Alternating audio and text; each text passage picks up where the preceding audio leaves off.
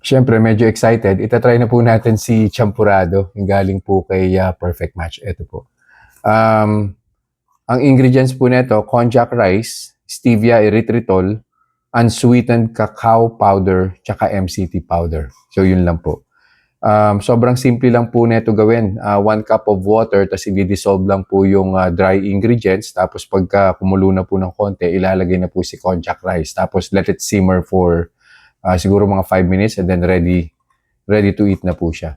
So, pinalamig ko na po siya ng konti. Kumuha na rin po ako ng baseline blood sugar, 121 po currently. RBS po yun. Kainin ko po to, babalik po ako after 1 hour, 1 hour and 30 minutes and we'll see kung pagagalawin po ba niya yung blood sugar level ko po.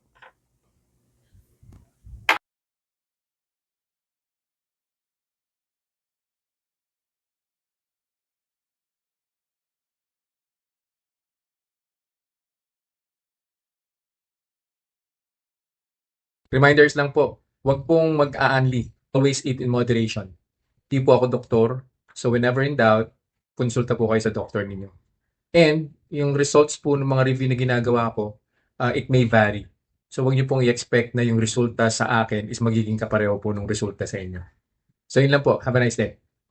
Conclusion na po tayo dun sa kinain kong champurrado 2 hours ago. No? Champurrado po from Perfect Match. So low carb po yun. Nag-start po yung blood sugar ko, 121. First hour, umakit po siya ng 131. So that's plus 10. After a couple of minutes, nag-133 pa po siya. So yun na rin po yung peak, 133. On the second hour, halos inabot naman po niya yung baseline na 121. 122 po yung reading. And then after a few more minutes, nag-190 na po siya. So ano pong recommendation?